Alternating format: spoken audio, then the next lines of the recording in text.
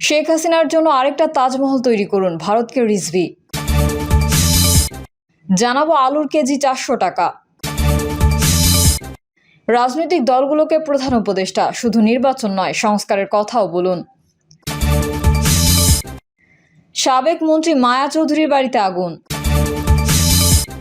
এবং সর্বশেষ জানাবো বিয়ের ক্ষীর খাওয়া নিয়ে শৈলকুপায় দুই পক্ষের সংঘর্ষ, আহত 15।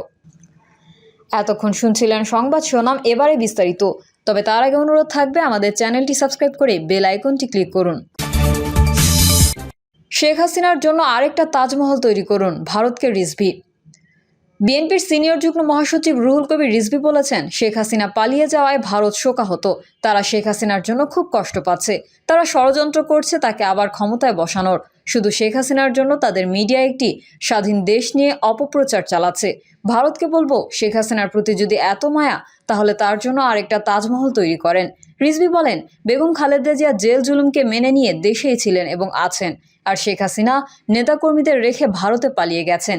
এটাই হলো শেখ হাসিনা আর বেগম খালেদা জিয়ার মধ্যে পার্থক্য।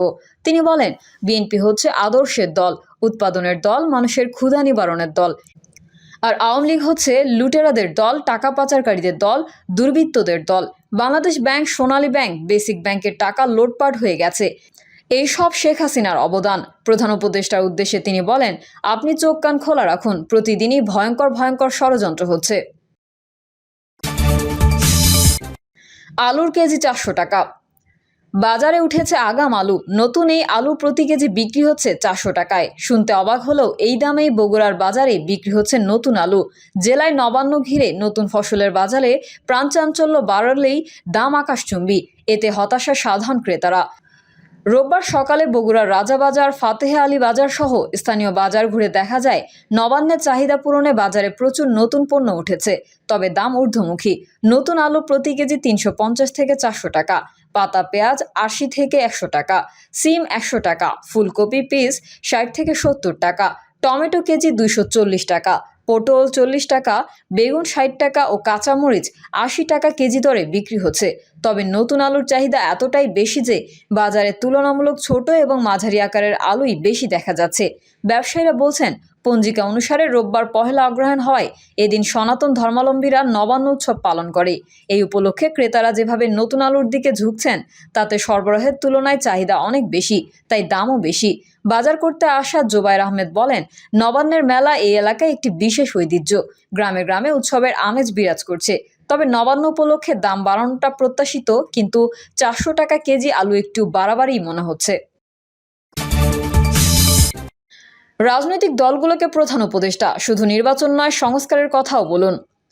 শুধু নির্বাচন নয় সংস্কারের কথাও সবার সামনে তুলে ধরতে রাজনৈতিক দলগুলোকে আহ্বান জানিয়েছেন অন্তর্বর্তী সরকারের প্রধান উপদেষ্টা ডক্টর মোহাম্মদ ইউনূস। রোববার সন্ধ্যায় জাতির উদ্দেশ্যে ভাষণে এই আহ্বান জানান তিনি। এ সময় তিনি বলেন, নির্বাচন নিয়ে আপনাদের সকল বক্তব্য বিনা দ্বিধায় বলতে থাকুন, সবার মনের কথা তুলে ধরুন। আমরা অনুরোধ, সংস্কারের কথাটাই একই সঙ্গে বলুন। সংস্কারকে পাশ কাটিয়ে যাবেন না। নির্বাচনের কথা বলার সঙ্গে নির্বাচন ও অন্যান্য ক্ষেত্রে সংস্কারের কথাটিও বলুন। সংস্কার হলে জাতির দীর্ঘমেয়াদী জীবনী শক্তি। সংস্কার জাতিকে, বিশেষ করে আমাদের তরুণ তরুণীদের নতুন পৃথিবী সৃষ্টির সুযোগ দেবে, জাতিকে বঞ্চিত করবেন না। ডক্টর ইউনূস বলেন, প্রথম 6টি সংস্কার কমিশনের মধ্যে একটি হলো নির্বাচন সংস্কার কমিশন। নির্বাচন অনুষ্ঠানের জন্য এই কমিশনের সুপারিশমালা অত্যন্ত জরুরি। তাদের প্ল্যাটফর্মে যান, আপনার মন মতামত খোলাখুলিভাবে তুলে ধরুন। আপনি দেশের মালিক, আপনি বলে দিন আপনি কি চান, কিভাবে চান। প্রধান উপদেষ্টা বলেন, নির্বাচন আয়োজনে যে সংস্কার কমিশনের সুপারিশমালায় রাজনৈতিক দলসমূহ এবং দেশের সকল মানুষের মতামত অপরিহার্য, সেই কমিশন হলো সংবিধান সংস্কার কমিশন। এই সুপারিশমালার কোনো অংশ সকলের কাছে গ্রহণযোগ্য হবে, তার ভিত্তিতে নির্বাচনী আইন সংশোধন করতে হবে। সমান্তরালভাবে ভোটার তালিকা হালনাগাদ করার প্রক্রিয়া চলতে থাকবে। তিনি বলেন, আমি নিশ্চিত নই সংস্কার প্রস্তাবসমূহ বাস্তবায়নের সুযোগ আমরা কতটুকু পাব। তবে আমি আপনাদের কথা দিচ্ছি, আপনারা সুযোগ দিলে প্রয়োজনীয় কিছু অত্যাবশ্যকীয় সংস্কার কাজ শেষ করেই আমরা আপনাদের কাঙ্ক্ষিত নির্বাচন আয়োজন করব। ততদিন পর্যন্ত আমি আপনাদের ধৈর্য ধারণ করার অনুরোধ করব। নোবেলজয়ী এই সরকার প্রধান বলেন, আমরা চাইব আমরা যেন এমন একটি নির্বাচন ব্যবস্থা সৃষ্টি করতে পারি যা যুগ যুগ ধরে অনুসরণ করা হবে। এর ফলে সাংবাৎসরিক রাজনৈতিক সংকট থেকে আমাদের দেশ রক্ষা পাবে। এই জন্য প্রয়োজনীয় সময়টুকু আমি আপনাদের কাছে চেয়ে নিচ্ছি। নির্বাচনী সংস্কারের সিদ্ধান্ত হয়ে গেলে খুব দ্রুত আপনারা নির্বাচনের রোডম্যাপও পেয়ে যাবেন। তিনি বলেন, অন্তর্বর্তী সরকার সৃষ্টি হয়েছে রাজনীতিকে নীতির কাঠামোয় আনার জন্য এবং রাজনীতির জন্য নতুন পরিবেশ সৃষ্টির নিবিড় আকাঙ্ক্ষা থেকে। এই আকাঙ্ক্ষা পূরণ করা থেকে জাতিকে বঞ্চিত করবেন না। সাবেক মন্ত্রী মায়া চৌধুরীর বাড়িতে আগুন।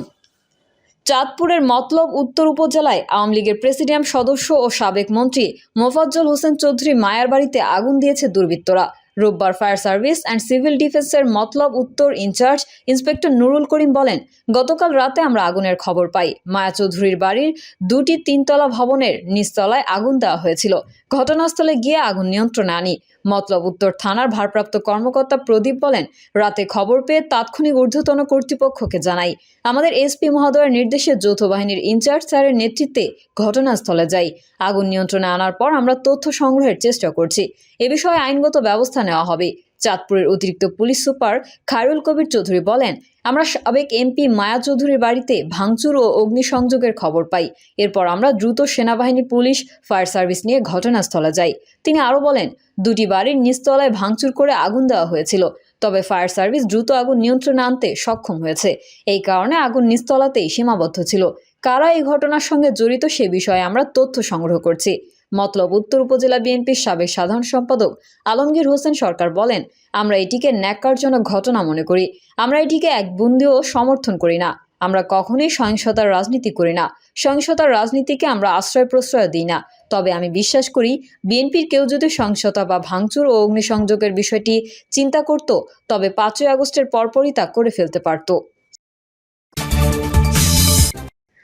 বিয়ের ক্ষীর খাওয়া নিয়ে শৈলকুপায় 2 পক্ষের সংঘর্ষ, আহত 15। ঝিনাইদহের শৈলকুপায় বিয়ের ক্ষীর খাওয়া নিয়ে 2 পক্ষের সংঘর্ষের ঘটনা ঘটেছে। এতে অন্তত 15 জন আহত হয়েছেন। স্থানীয় বাসিন্দা আরিফ বিশ্বাস জানান, আধিপত্য বিস্তার নিয়ে ওই গ্রামের বদরুল ইসলাম ও নাজমুল বিশ্বাসের সমর্থকদের মধ্যে দীর্ঘদিন ধরে বিরোধ চলে আসছিল। স্থানীয় জামিরুল নামের একজনের বিয়েতে ক্ষীর খাওয়া নিয়ে মতবিরোধ দেখা দেয়। এতে উভয় পক্ষের লোকজন ঢাল, সরকি, রামদা, লাঠিসোঁটা সহ দেশীয় অস্ত্র নিয়ে সংঘর্ষে জড়িয়ে পড়ে। এ সময় উভয় পক্ষের অন্তত 15 জন আহত হয়। খবর পেয়ে পুলিশ ঘটনাস্থলে পৌঁছে পরিস্থিতি নিয়ন্ত্রণে আনে। আহতদের উদ্ধার করে শৈলকুপা উপজেলা স্বাস্থ্য কমপ্লেক্স সহ বিভিন্ন ক্লিনিকে ভর্তি করা হয়েছে। শৈলকুপা থানার পুলিশ পরিদর্শক রিয়াজুল ইসলাম বলেন, খবর পেয়ে পুলিশ ঘটনাস্থলে পৌঁছে পরিস্থিতি শান্ত করে। ফের সংঘর্ষ এড়াতে এলাকায় পুলিশ মোতায়েন করা হয়েছে। প্রিয় দর্শক, এই ছিল এখনকার সর্বশেষ সংবাদ। আপডেট সংবাদ পেতে চ্যানেলটি সাবস্ক্রাইব করে বেল আইকনটি ক্লিক করুন। কমেন্টে আপনার মতামত জানিয়ে আমাদের সাথেই থাকুন। ধন্যবাদ সবাইকে। আল্লাহ হাফেজ।